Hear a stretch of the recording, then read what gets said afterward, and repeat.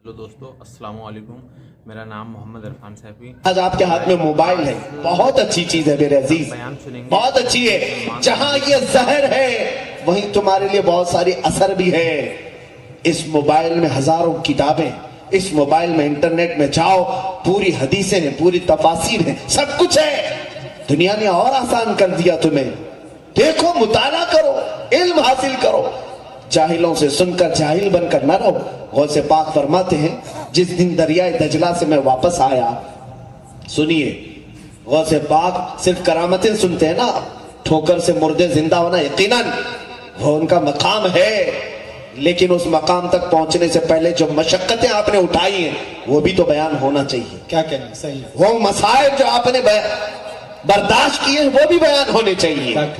फरमाते हैं कि मैं भूखा ऐसे आया कि मेरा पेट पीठ से लग रहा था, इतनी भूख थी।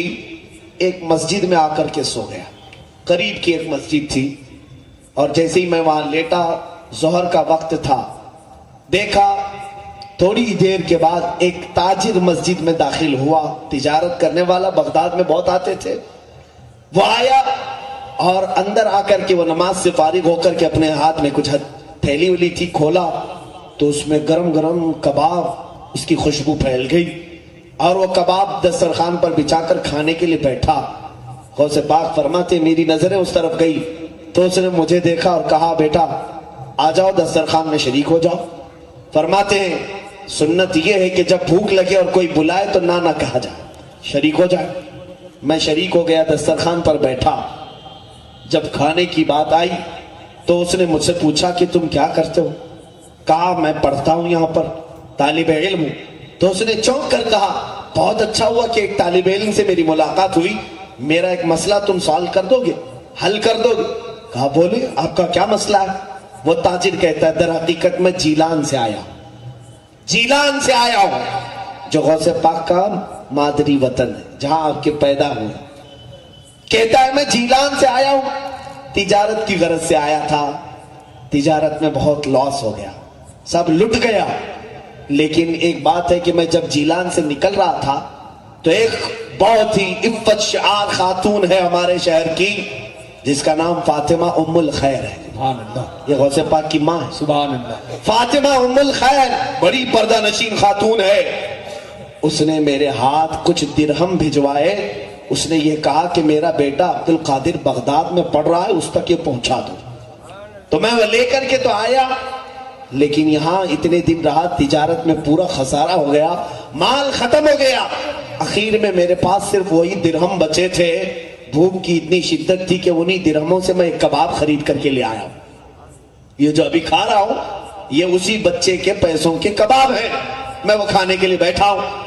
तुम मुझे ये मसला बताओ, क्या मेरा ये कबाब खाना अभी जायज है? गौसे पाक ने फरमाया, हाँ जायज है, कबाब खाना आपके लिए जायज है। खा लिए। पूरा कबाब खाने के बाद उसने पूछा, ये मसला मुझे बताओ कि आपने कहां पढ़ा है, किसी के भी कबाब को खाने की आप इजाजत कैसे दे सकते हैं? गौसे पाक ने फरमाया, जिस अब्दुल कादिर को तुम ढूंढ रहे हो वो अब्दुल कादिर में। अल्लाह अकबर, अल्लाह। वो शर्मिंदा हो गया। कहा कि पहले बताए होते हैं तो मैं सारे कबाब तुम्हारे हवाले कर देता, इसके तुम ही मालिक थे। गौसे पाक ने फरमाया, मैं किसी को खिलाने के वक्त उसे शर्मिंदा करके खिलाना नहीं चाहता। अल्लाह अकबर। या औलिया की शान है तो देते भी हैं तो एहसान नहीं जताते। बेशक बेशक शर्मिंदगी ना हो। अजीजा ने गिरामी गौसे पाक अपने तालिब इल्मी के जमाने की हालात बयान कर रहे हैं। कबाब भी खा लिए, पैसे भी खत्म हुए, पूरी जिंदगी इसी तरह की चली, हत्ता कि इतनी मशक्कतें आपने उठाई। एक रिवायत मैंने सुनी थी बुजुर्गों से, गौसुल वरा फरमाते हैं, एक वक्त एक ताजिर आया बगदाद में, मुझसे मुलाकात किया और कहा, तुम अब्दुल कादिर हो? कहा, तुम्हारी माँ बड़ी बीमार है और बेवा, पता नहीं उसके घर की देखभाल कौन करता है, कभी वो बाहर नहीं नजर आई, वो बीमार है, हमने मोहल्ले की खवातीन से सुना है। गौसे पाक को रिक्कत तारी हो गई, अपनी माँ की याद आ गई। कई साल बीत चुके थे बगदाद में, रोने लगे, बर्दाश्त नहीं हुआ तो रात को ही सामान उठाया और निकल पड़े। माँ बीमार है। गौसे पाक اپنی ماں سے ملاقات کرنے کے لیے جو سفر کیے، جیلان سے بغداد کا سفر میرے عزیزو آج کے زمانے میں بھی پوری مکمل فاسٹ گاڑیوں سے بھی کرو گے تو تمہیں 2 دن لگ جائیں گے، 2 سے 3 دن لگ جائیں گے۔ وہ زمانہ مہینے بھر کی مسافت کا تھا۔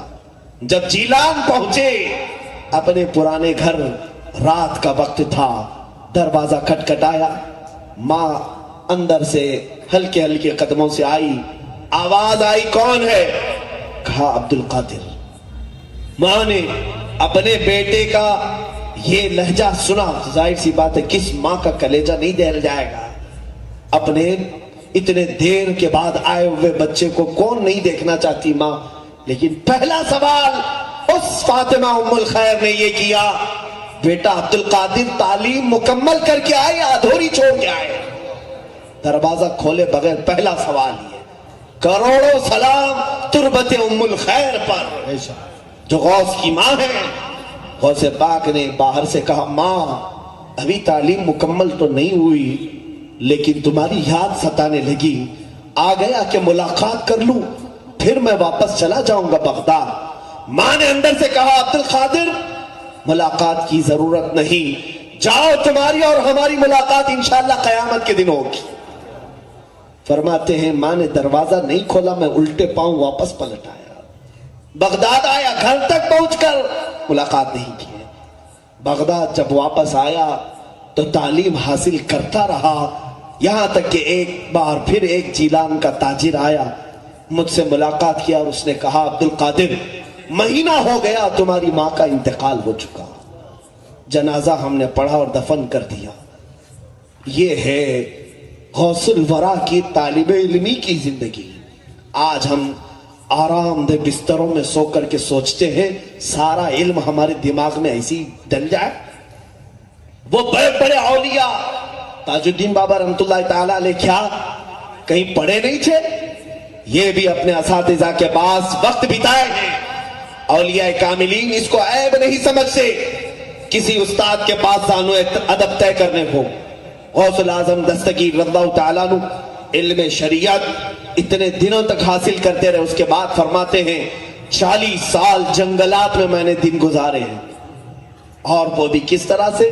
انگور کے ایک دانے سے سحری کرتا اور پانی سے تھوڑے سے پانی سے افطار کرتا، پوری اتنے سال بتائے، اور اس کے بعد غوث پاک رضی اللہ تعالیٰ عنہ مخلوق خدا کی ہدایت کے لیے شہر میں آئے، اور وہ بھی یوں ہی نہیں آئے۔ فرماتے ہیں میں آیا، مسجد میں سویا بغداد میں نے دیکھا خواب میں میرے آقا تشریف لائے، کہا عبد القادر اٹھو نصیحت کرو لوگوں کو۔ کہا یا رسول اللہ صلی اللہ علیہ وسلم میں عجمی ہوں، فارسی زبان والا ہوں، یہ عرب ہیں، میری زبان سمجھیں گے؟ حضور پاک صلی اللہ علیہ وسلم نے فرمایا اپنا منہ کھولو۔ میں نے منہ کھولا تو حضور نے 7 بار میرے منہ میں اپنا لعاب ڈالا۔ تھوڑی دیر گزری تھی، میں ابھی لیٹا تھا، مولا علی کرم اللہ وجہہ الکریم آئے، کہا عبد القادر منہ کھولو۔ میں نے منہ کھولا تو 6 بار مولا کائنات نے اپنا لعاب پاک میرے منہ میں ڈالا۔ میں نے پوچھا میرے آقا نانا نے 7 بار دیا، آپ نے 6 بار؟ کہا ادب کی وجہ سے کہ میں برابر نہ ہو جاؤں، اللہ واہ، برابر ہی نہ کروں۔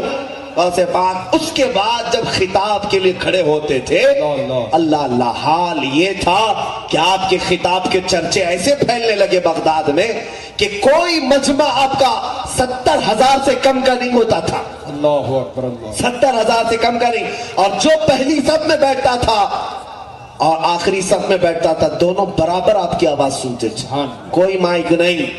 اور پھر لکھا ہے بہجت الاسرار شریف میں بھی کہ غوث پاک کا کوئی بھی خطاب، کوئی بھی اجتماع ایسا نہیں ہوا کہ جس اجتماع کے بعد اس اجتماع میں سے لوگوں کے جنازے نہ اٹھے ہوں۔ اللہ اکبر، اللہ، ہر خطاب کے بعد کتنوں کی روح چلی جاتی عالم وجد میں، کتنے بے ہوش گرے رہتے تھے، کتنے اپنے کپڑے پھاڑ لیتے تھے، توبہ کرتے تھے۔ بس زبان کی بلا کی تاثیر تھی میرے عزیزوں، غضب کی تاثیر تھی، حتیٰ کہ جو زبان سے نکلتا تھا وہ دلوں میں ایسا پیوست ہوتا کہ زندگی بھر کے لیے وہ نقش کر لیتا تھا۔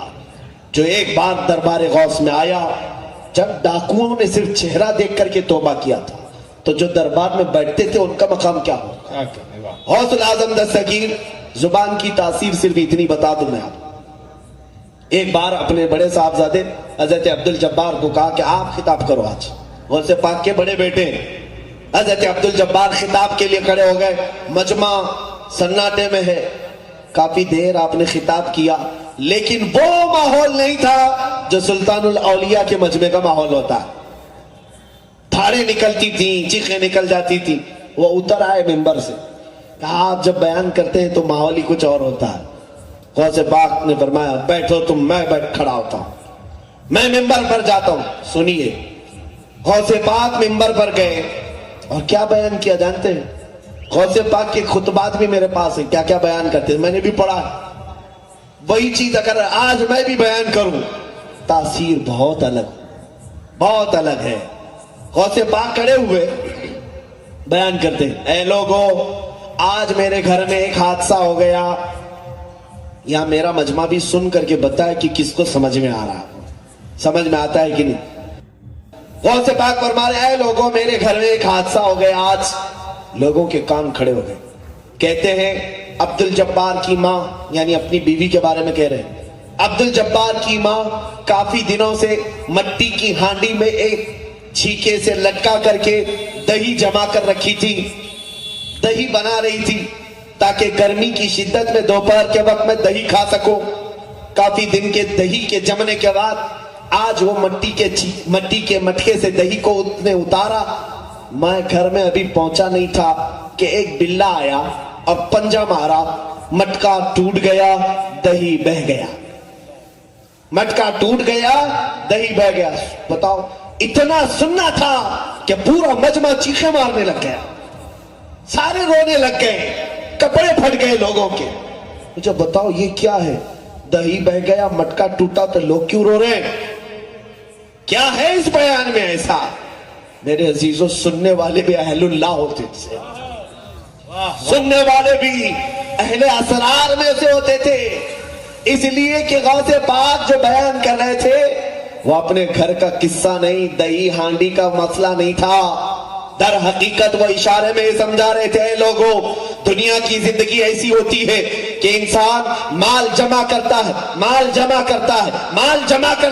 اتنا جمع کر لیتا ہے کہ کھانے کا وقت آیا ہوتا ہے, اس سے پہلے ملک الموت آتا ہے, پنجہ مارتا ہے, روح لے کر چلا جاتا ہے. اللہ اکبر, اللہ اکبر, اللہ اکبر. یہ بیان کرنا چاہ رہے تھے غوث پاک. یہی ہوتا ہے, ہم جمع کرتے ہیں, صحت برباد کر کے جمع کر لیا, دن رات کی ڈیوٹی کر کے پیسہ جمع کیا, کھانے کے وقت شوگر آ گئی, شکر بھی نہیں کھا پائے, بی پی آ گئی, نمک بھی چھوڑ دیا, ارے نگلنے کے لیے لقمے بھی نہیں جاتے. پھر وہ وقت بھی آ جاتا ہے, مال دھرا کا دھرا رہ گیا, ملک الموت ہماری روح لے کر چل پڑا. اللہ اکبر, اللہ. غوث الاعظم دستگیر کے اتنی سی بات میں اتنی تاثیر تھی کہ لوگ رونے لگ جاتے تھے. میرے عزیزوں, غوث پاک کی کرامات بے شمار ہیں, لیکن میں نے کرامات سے ضرب نظر کچھ وہ باتیں بتائی جو ہمارے لیے ضرورت. یہ تاثیر آتی کہاں سے؟ یہ زبان کی تاثیر کیسے آتی؟ یہ زبان کی تاثیر کیسے آئے گی؟ اولیاء کی زبان میں جو ہوتی. بابا جو بولتے تھے تاج الاولیاء, بولنے کی دیر نہیں ہوتی تھی کہ کام ہو جاتا تھا. کیا آپ نے نہیں سنا؟ ناگپور والے اگر تاج بابا کو نہ سنے ہو تو سب سے بڑی جہالت ہے, سب سے بڑی جہالت ہے. آپ جو فرماتے, حتیٰ کہ ایک عورت آئی, ایک صاحب ہیں, وہ کہتے ہیں میری بیوی بہت ہی بیمار ہوئی, لا علاج مرض میں مبتلا تھی. ڈاکٹروں نے کہا کہ جو کھائے کھلا دو پلا دو, ہو گیا, اس کا ٹریٹمنٹ ختم ہو گیا. تو وہ صاحب کہتے ہیں میں اپنی کمزور عورت کو لے کر کے بابا کے پاس آیا. بابا نے دیکھا اور ان کی جو زبان ہوتی ہے, ہو جی, آپ نے فرمایا ابھی نہیں مرتے, ٹھنڈے کھاتے, ٹھنڈے پیتے اور جیتے. واہ واہ واہ واہ, سبحان اللہ. اتنا فرمایا. وہ صاحب کہتے ہیں میں دیکھا میری بیوی بالکل صحت مند ہے اور اٹھی, کئی سال جی. بے شک. آپ کی زبان سے ابھی نکلا, سارے اطباء نے کہا لا علاج ہے, اور اس کلندر کی زبان سے نکلا سارا علاج ہوا. واہ. زبان کی تاثیر آتی کیسے؟ ایک بات یاد رکھیں, زبان میں جو تاثیر آتی ہے, یہ اولیاء جو بولتے ہیں, جملے بولے اور اثر ہو جائے, ہم ہزار بولے کچھ نہ اثر ہو. حضرت نظام الدین اولیاء کی بارگاہ میں ایک صاحب آئے, کہا کہ حضور میری بیٹی کی شادی ہے, کچھ کر دیں. کہا جا کچھ پتھر ڈھیلا لے کے آ جا. کچھ ملے, وہ کہتے ہیں میں 3 ڈھیلے لے کے آیا. ایک ڈھیلا ہے، 2 ڈھیلے، 3 ڈھیلے، جو بھی لے آئے، محبوب الہی نظام الدین اولیاء نے 3 بار قل ہو اللہ پڑھا، اس پر دم کر دی، لے جا تیری بیٹی کی شادی کر، اور بھی ایسے جی۔ کہا میں ڈھیلے لیا تو دیکھا وہ سونا بنے ہوئے تھے، سونے کے تھے، بیچا تو اتنا مال آیا کہ بڑی شادی بھی رچائی، گھر بھی خریدا، لیکن وہ صاحب کہتے ہیں نسخہ تو مل گیا تھا، سامنے دیکھا تھا 3 بار قل ہو اللہ تو پڑھنا ہے، گھر میں جا کر بہت سارے ڈھیلے جمع کر لیا اور رات بھر بیٹھ کر کے قل ہو اللہ قل ہو اللہ قل ہو اللہ پڑھتا رہا، 1000 بار ہو گیا، بار بار آنکھ کھول کے دیکھے تو ڈھیلا ہی ہے۔ دوسرے دن آیا، کنفیوژن تو نہیں ہو گیا، سننے میں مجھے غلطی تو نہیں ہوئی؟ پوچھا بابا محبوب الہی سے، میں آیا تھا آپ کے پاس ایک بار، آپ نے ڈھیلے پر کیا پڑھا تھا؟ کہا قل ہو اللہ پڑھا تھا۔ کہا کتنی بار پڑھا تھا آپ نے؟ کہا 3 بار۔ عجیب بات ہے، میں 1000 بار پڑھا، ڈھیلا کچھ بھی نہیں بدل رہا۔ محبوب الہی نے فرمایا احمد تیری زبان اور ہے میری زبان اور، تیری زبان الگ ہے میری زبان الگ ہے۔ اس کو ایک میں عقلی مثال سے اگر سمجھا دوں، عقل کی آنے والی مثال، آپ دیکھیں بندوق کی گولی مشکل سے 50 گرام کی ہوتی ہے، 100 گرام کی سمجھ لیں، دیکھا ہوگا یا نہیں دیکھا ہوگا پتہ نہیں، آپ نے پیتل کی ہو تانبے کی ہو جس کی بھی ہو، وہ بندوق کی گولی 50 گرام کی 100 گرام کی لو ہاتھ میں، آپ اٹھا کر کے دیکھ لیں اور وہ ہاتھ میں لے کر کسی کو مارو، مر جائے گا آدمی؟ زیادہ سے زیادہ تھوڑی چوٹ لگے گی، اتنا ہی ہوگا نا، لیکن اسی گولی کو بندوق میں رکھ کے مارو پھر تو وہ جان سے ہاتھ ہو بیٹھے گا۔ تو میرے ہاتھ کی کیا غلطی تھی؟ بات یہی کی ہے کہ بندوق میں وہ کمال ہے کہ بارود کو وہ آگ بنا ڈالتی ہے، میرے ہاتھ میں وہ چیز نہیں۔ اسی طرح ہماری زبانیں اور ہیں جو جملے بولتی ہیں، اور ان کی زبانوں سے جو جملے نکلتے ہیں کبھی وہ سونا بناتے کبھی چاندی بناتے۔ زندہ باد زندہ باد۔ اسی لیے وہ پتھروں کو بھی دیکھا انہوں نے تو گوہر نایاب بنایا، جاہلوں کو دیکھا تو عالم با عمل بنایا، درویش فقیر کو دیکھا تو امیر و غنی بنایا، اور پھر کسی عام کو دیکھا تو ولایت کے مقام کو بھی پہنچایا۔ عزیزان گرامی، غوث العظم دستگیر رضی اللہ تعالیٰ عنہ کی یہ زبان کی تاثیر، اولیاء کی زبان کی تاثیر، میں یہ کہہ رہا تھا کیسے آتی ہے؟ میرے آقا صلی اللہ علیہ وسلم نے فرمایا ہے کہ 2 چیزیں تم پابندی کر لو تمہاری ہر دعا قبول ہو جائے۔ سبحان اللہ۔ 2 چیزیں، یہ ایک صحابی کو حضور نے تعلیم دی، انہوں نے پوچھا یا رسول اللہ کون سی چیز آپ بتا دیں؟ فرمایا میرے آقا نے حلال کھاؤ اور سچ بولو، حلال کھاؤ سچ بولو، 2 چیزیں تم پابندی کر لو پھر دیکھو تمہاری زبان میں تاثیر کتنی آتی ہے۔ سبحان اللہ۔ جس زبان سے حرام لقمہ چلا گیا ہو زبان کی تاثیر ختم، جس زبان پر جھوٹ گالی گلوچ چغلی غیبت اس کی تاثیر کہاں سے آئے گی؟ یا اولیاء کاملین ہیں جو اپنے ہوش و حواس سے لے کر اپنے اخیر عمر تک حرام لقمہ تو دور کی بات ہے شبہ والی چیز سے بھی بچتے تھے، بے شک شبہ والی چیز سے بھی، اور ان کی زبانوں سے جھوٹ تو درکنار ہے، یہ مذاق بھی کسی کے ساتھ نہیں کرتے تھے۔ بے شک عزیزان گرامی، اس لیے زبان کی وہ تاثیر تھی کہ گفتہ او گفتہ خدا بوت، کیا ان کا کہنا اللہ کا کہنا ہو جاتا ہے۔ یہ تمام اولیاء کاملین جو اس سرزمین پر آئے، خود سلطان الاولیاء غوث العظم دستگیر رضی اللہ تعالیٰ عنہ اور تاج الدین بابا رحمۃ اللہ تعالیٰ علیہ کی سیرت پر بہت کچھ آپ نے، حضرت احمد عبدال شاہ صاحب اور دیگر علماء سے آپ نے سماعت کر ہی لیا۔ میرا چھوٹا منہ میں کیا بڑی بات کروں، میں تو یہاں بھیک لینے کے لیے آیا ہوں اور انہوں نے مجھے اپنے دربار میں بٹھا کر کے بلوایا، یہی بڑی بات ہے۔ تاج الاولیاء رحمۃ اللہ تعالیٰ علیہ، ایک کرامت آپ کو میں اور بتا دوں، کامن غوث پاک کی اور تاج الاولیاء دونوں کی، اللہ نے اپنے اولیاء کو ایک خاصیت اور عطا کی، سن لیجیے۔ ان اولیاء کو ایک کرامت یہ ملتی ہے جس کو کہتے طی زمان طی مکان، یعنی اللہ رب العزت زمین کو ان کے لیے گھیر دیتا ہے اور وقت کو لپیٹ کر دے دیتا ہے۔ جو 100 سال میں ہو سکتا ہے وہ ان کے ہاں منٹ میں ہو سکتا، اور جو 1000 کلومیٹر دور ہے یہ ان کے ہاں ایک قدم میں طے ہو سکتا ہے۔ یہ اولیاء کی خاص کرامت ہے، غوث پاک کی بھی سیم ہے، تاج الاولیاء کی بھی ایسی ہے، یہ عکس غوث العظم ہے۔ بے شک غوث پاک کے عکس ہیں، دیکھنا آپ کرامات کو ملا کر کے خاص۔ غوث پاک رضی اللہ تعالیٰ عنہ دریائے دجلہ کے پاس گئے ہیں، ایک بوڑھی عورت کو روتے ہوئے دیکھا، پوچھا کیا بات ہے؟ کہا میری تو عادت ہے، روز آتی ہوں روتی ہوں۔ کیوں؟ کہا 12 سال پہلے میرا بیٹا دولہا بن کر کے آ رہا تھا، برات تھی، کشتی ڈوب گئی، سارے اندر چلے گئے اور اسی کے غم میں اب تک روتی بیٹھی ہوں۔ آپ کو ترس آ گیا، آپ نے دریائے دجلہ پر انگلی ماری، ہاتھ مارا، کہا اے دجلہ تیرے اندر جو امانت باقی ہے باہر کر۔ دیکھا پہنچا لایا اور کشتی باہر آئی، سارے باراتی زندہ آئے، زندہ باد زندہ باد۔ ہاں سارے آئے، دولہا بھی آیا۔ یہ کرامت ہے۔ آپ مجھے بتاؤ 12 سال تک کیا پانی میں کوئی زندہ رہ سکتا ہے؟ 12 سال تک وہ لوگ کہاں تھے، کیا کر رہے تھے، کیا کھا رہے تھے؟ یہ عقل میں نہیں آنے والی بات ہے، اور جو عقل میں نہ آئے اسی کو کرامت کہتے ہیں۔ کیا کہنا بے شک۔ سب چیزیں عقل سے مت پرکھنا، نہیں تو شیطان بن جائیں گے۔ یہ غوث العظم دستگیر نے 12 سال کے بعد پلٹایا۔ یہ دنیا کے لیے 12 سال ہیں، ہمارے لیے 12 سال ہیں، لیکن ان کشتی والوں کے لیے 1 منٹ بھی نہیں۔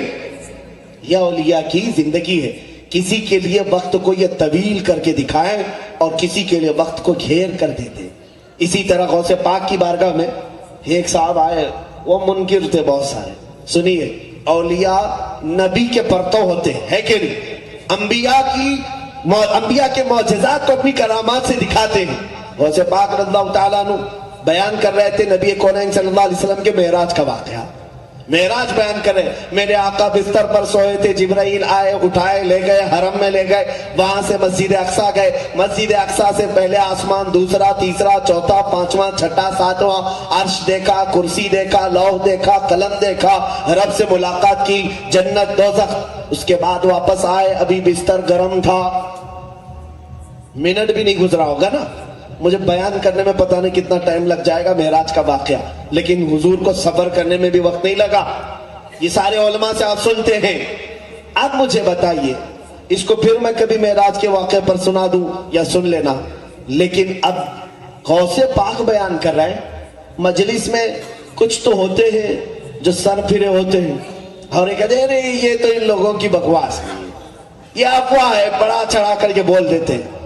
وہ مجمع میں بیٹھا تھا ایک صاحب اور وہ اٹھ کر کے چلا گیا۔ یہ مولانا لوگوں کی باتیں ہیں، اتنا لمبا سفر اتنے چھوٹے وقت میں ہو کیسے سکتا ہے کہ نبی یہاں سے گئے، مسجد اقصیٰ کتنی دور ہے، آسمانوں کا سفر کیے، یہ کہہ رہے بستر بھی گرم تھا، رات بھی ختم نہیں ہوئی تھی، واپس آ گئے، ایسا کیسے ہو سکتا ہے؟ اٹھ کر کے مجلس چھوڑ کے چلے، گھر آئے، گھر آ کر کے بیوی سے کہا کیا بنا رہی ہوں؟ کہا کچھ لے کر کے آئے آپ، بنا دیتی ہوں۔ مچھلی لایا اور دے دیا۔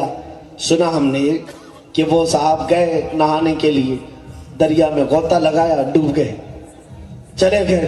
کافی دیر کے بعد دوسری طرف نمودار ہوئے تو اپنی شکل دیکھ رہے، خوبصورت عورت بن گیا، عورت بن گیا۔